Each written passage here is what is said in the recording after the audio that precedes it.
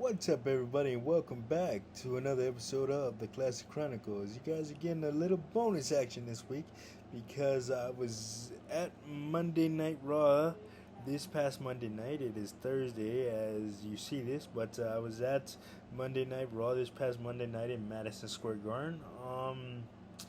And I just want to talk a little bit about it. I'm not gonna run down everything that happened, but instead, I'm just gonna give you my experience. So first, I got there to the garden at around 4:30, and I usually just look around, look around in the stores over there, and maybe if I'm lucky, I don't usually do it, but sometimes I would grab a bite to eat, but before the show, and then head on inside. But this time specifically, I had a really bad stomach flu going on yesterday, and if I, let's just say, if I didn't make it to the bathroom, it would be a very tough night at the office for me. But anyway, that's neither here nor there. We're not here to talk about that. We are here to talk about Monday Night Raw, and I drank some ginger ale, and I felt better afterwards. And so, let's get to my experience, man. Let me just say that Madison Square Garden, I love it. I'm there every single WWE event that I'm able to go to, and when the Knicks play the Lakers, I'm always there. I just love going there. It's like one of my favorite arenas, man, and I hope to perform there one day in some capacity, whether it be comedy or wrestling or whatever it is. But I just need to say that they need to do better as far as accessibility goes. Like I said in my previous vlog on Monday, yesterday.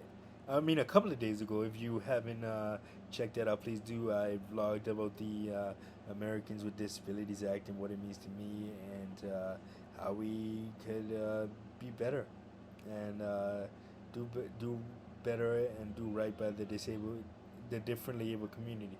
Oh my God. So um, so yeah, they need to do better in terms of accessibility. I understand that they're doing construction in and around the garden, but like like you guys got to do better. I'm telling you, when I got there, it was amazed to get in there because nobody knows what elevators go where, and they're trying to, and you get directed in a thousand different places, and it's not the right place that you need to go, and it's always amazed to figure things out when you go over there.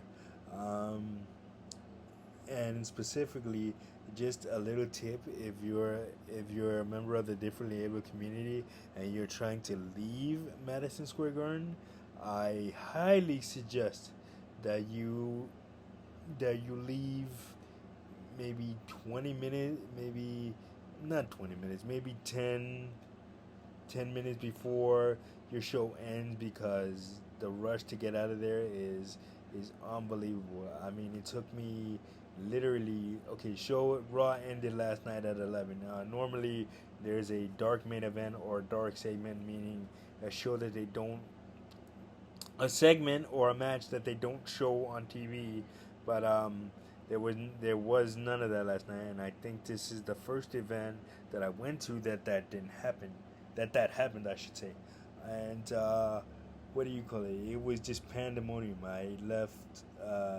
at 10:55, and I literally didn't get out of the arena until 11:40. So that was 45 minutes of just trying to get out of Madison Square Garden.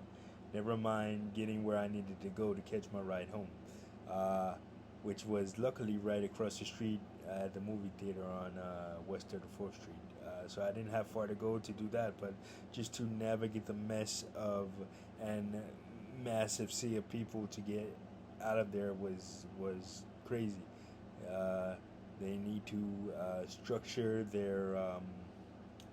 uh, they need to structure their exit plans better, and they need to guide people better to get you where you need to go. I remember I had to roll around like they let me out on the main entrance, which is not where I came in at. I came in at the differently able entrance, which is all the way in the back of the arena. And at that time, the differently able entrance is also the entrance where the media and the athletes, the wrestlers and or basketball players come out. So yeah, pure pandemonium where waiting for everybody to come out. Although I did get a few recognitions from people that watch this channel and were patting me on the back and stuff like that and asking for pictures. So that was pretty cool. But but yeah, Madison Square Garden, you need to do better. But other than that, let me, like I said, I digress. Let's talk about Raw itself, man. It felt different last night because the reason why it felt different was because as you know, if you've been following the news with the Vince McMahon situation, Vince McMahon, the head of WWE, the creator and former CEO of WWE, is gone.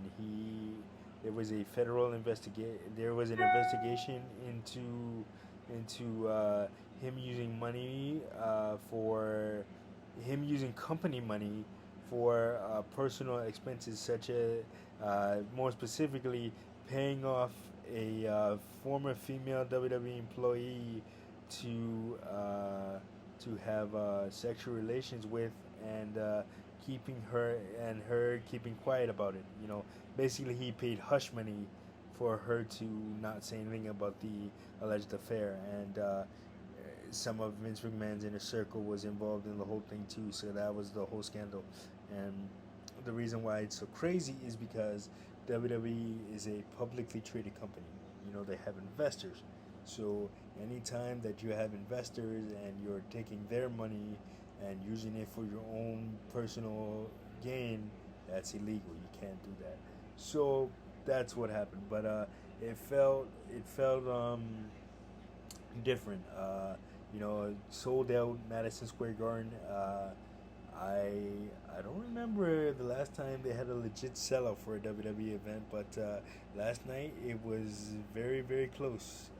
In fact, it might have sold out. I'm not too sure, but yeah, it felt different, And now Triple H is in charge of things. Triple H and Stephanie McMahon, they're in charge of things, so it's gonna have a different feel to it. And last night it just felt fun. I mean, the opening segment, everybody was hot with skipping the Miz and Logan Paul thing because nobody really cares about their SummerSlam match.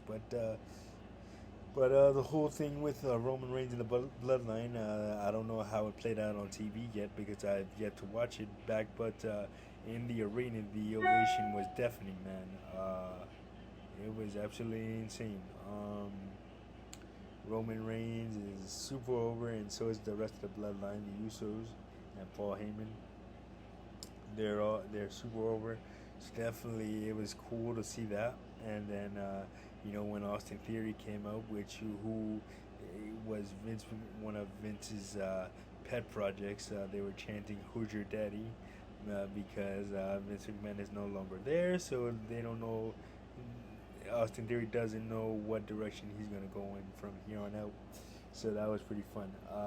And also, there are things that happened at the arena that didn't air on the commercial break, such as Ronda Rousey coming out and